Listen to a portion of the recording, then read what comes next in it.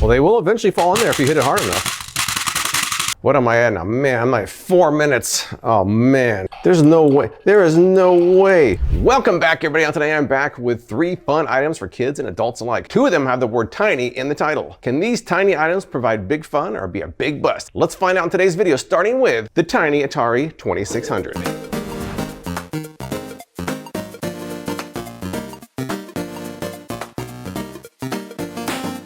Let's take a look at this Atari Tiny Arcade. I paid $29.99 for this. Currently has a 4.6 star rating among almost 900 reviews. They pack a lot of instructions in that small space. I guess when you specialize in tiny things, you can do that. That's pretty impressive. Hopefully I don't have to return this because I just mangled the packaging. Got a mini controller here, the console itself, and the display. That's pretty small. Now they claim that you'll take a trip back to the past with this tiny Atari 2600. They said it's a great gift idea, great display item, or just a fun item for kids or adults. Now most people who liked it said they love the retro vibes, the classic games, and the look of the unit. Not a lot of cons, but some people said it didn't stay on very well. Or some people said it was too small. So I'll have to read this over and then get started. All right, so it came preloaded with 3 AAA batteries, which is kind of nice. All you have to do to turn it on is slide this switch over right here. These buttons actually move, these levers, but I don't think they actually do anything. Then you have your old school Atari joystick right there. Press this button to start. There we go. Okay, there we go. Now we've got some our game selection here. I suppose there's 10 games on here. We have Pac-Man, Warlords, Tempest, Pong, Missile Command, Millipede, Combat, Centipede, Breakouts instead of Breakout, and back to Asteroids again. Now there really weren't any instructions. At first I thought these were instructions, but this is actually just a big old list of all the games they have. Let's try Pac-Man first. Oh wow. That last second hold, I can't even see anything. Oh wow, that looks more like the Atari Pac-Man than the arcade Pac-Man, that's for sure. I forgot how bad the original Atari looked compared to the arcade version. It is working though. It's working. I can barely see it, but it's working. So I guess to move forward, you push up, and I just hyperspaced. I didn't mean to. If you press this down, you get hyperspace. Oh, that's really awkward. That's really awkward. Oh man, I don't even know what I'm doing. This is terrible. I'm doing terrible. Oh. Wow, I already lost. Come on. There's no way. There is no way. In the arcade, you had a dial you would turn. This is very awkward. Very slow. This is like 1974 video game. Oh come on.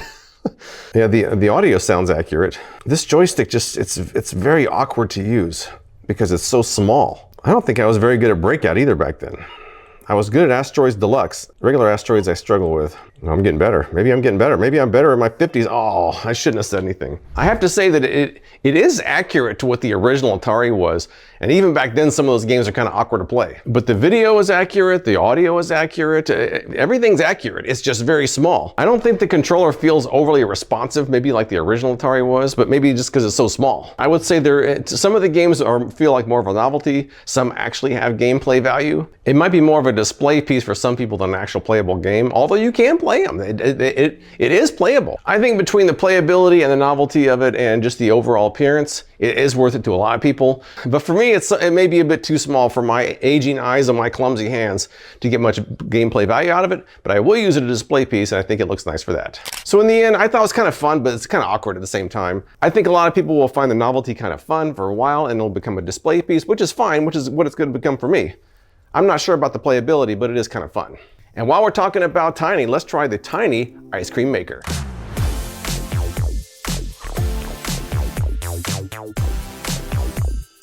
Let's take a look at the tiny ice cream maker. I paid $21.25 for this. Currently has a 4.2 star rating among over 400 reviews on Amazon. Now the packaging is a little bit kind of ragged looking. That does not bode well. So hopefully the product itself is better than the packaging. A lot of small parts in here. Oh goodness. Now they claim that it's the world's smallest ice cream maker. It includes everything you need to make a 1/4 cup of ice cream. 1/4 cup? It's a 21-piece set, and all those parts are microscopic, by the way. It includes such things as a canister, a dasher, lid with crank, waffle cone molds, waffle bowl shaper, and more. They say it's a fun and educational family activity. Also includes 15 recipes. Now, a lot of people online who liked it said it was a great activity for kids. A lot of people described it as cute. The biggest con I saw is a lot of people said it was a lot of work for the final result, and the final result wasn't that great. So I'll have to read over the instructions and then we will get started. Now I was kind of looking over the instructions here, instructions/recipe guide. There's also a lot of facts about ice cream as well. It's kind of a lot. Look at all that. But look at all the parts here. There's a lot of little parts. I mean, look at all this. My big awkward hands are gonna struggle with this, I can already tell. Now there's also a canister that I threw in the freezer because I know that was supposed to be part of it. So there's a canister in the freezer as well. So we're starting off with the number 1, the basic ice cream recipe. And there's only 13 steps to it. Only 13 steps to make a quarter cup of ice cream. I'm sure that that's not the point though. The volume isn't the point. The point is the fun doing it. Hopefully it's fun.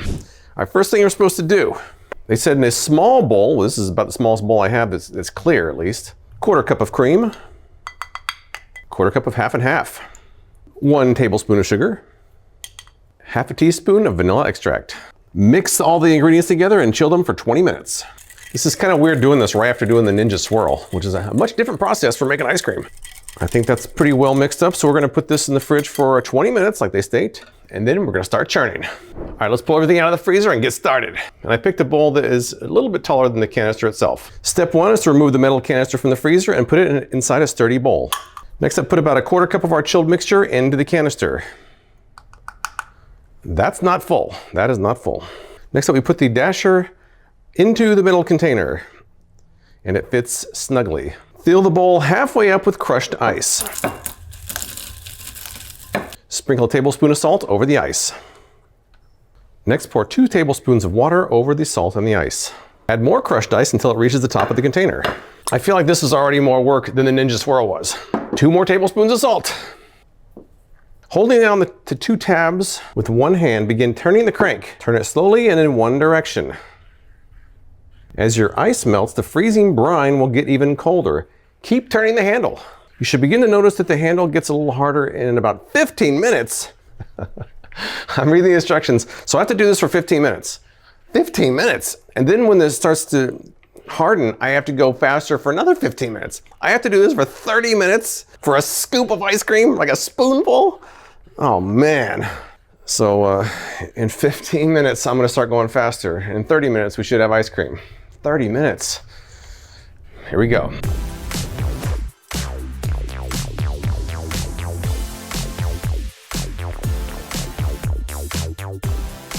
What am I at now? Man, I'm like 4 minutes. Oh man. I should have put some music on or something. I'm just standing here turning this mindlessly. Anyways, I'll check back with you at the 15-minute mark when I have to speed up and go faster. So I'll check back then.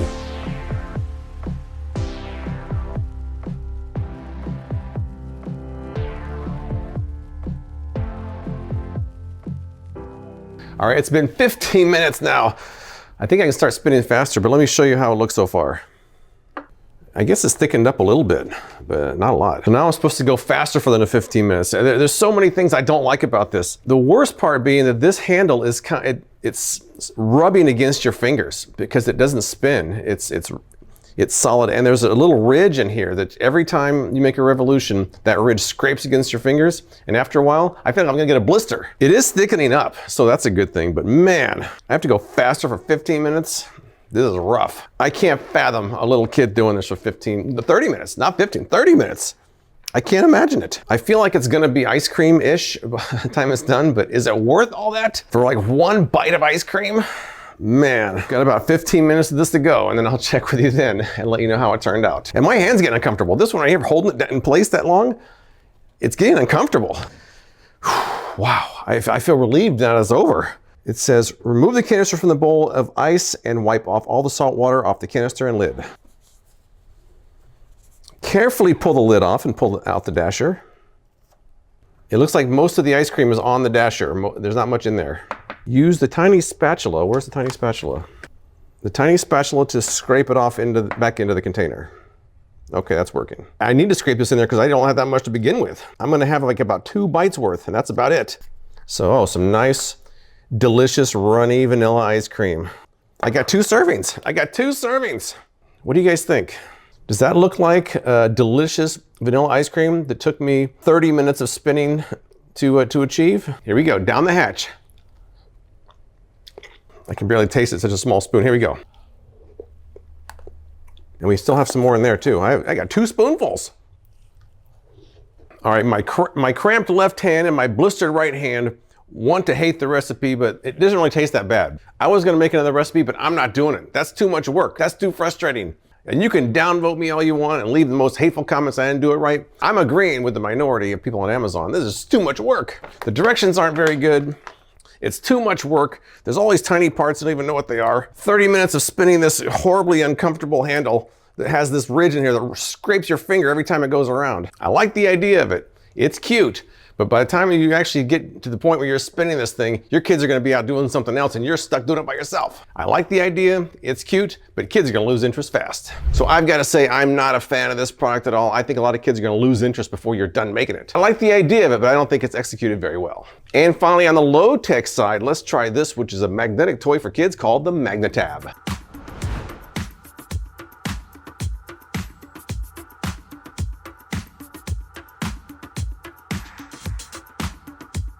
Let's take a look at the Magnatab. I paid $24.95. Currently has a 4.5 star rating on Amazon among almost 300 reviews. Now they claim that it's a sensory-based drawing tool. Kids can feel the pull of the magnets and hear the clicking sounds as they draw. No cleanup. Just erase with the press of a finger or swipe on the side of the stylus.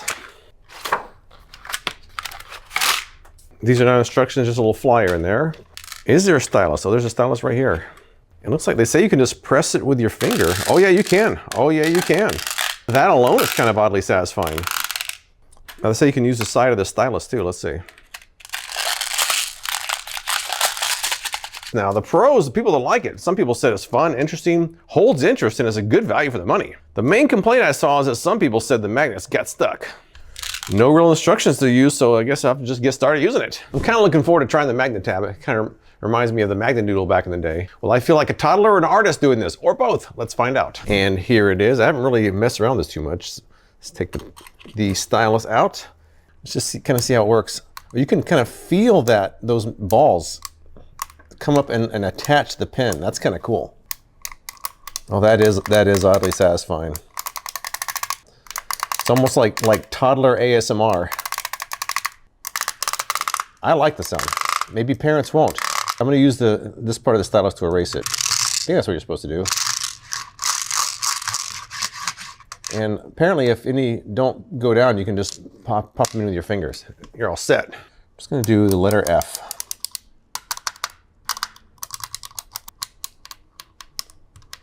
It's a little bit weird to, to try to make letters. Let me just try a big old cursive J. Of course, I'm not sure the demographic who uses this even knows cursive yet. They even teach cursive anymore? I never liked cursive. A lot of people are complaining that cursive is going away. I'm not complaining. I was never a big fan of cursive. I'm finding that diagonal is a little bit tricky here. What if I want to do a couple of windows? And you can always fix your mistakes there. And what if we just color the rest of that in? I'll leave those open.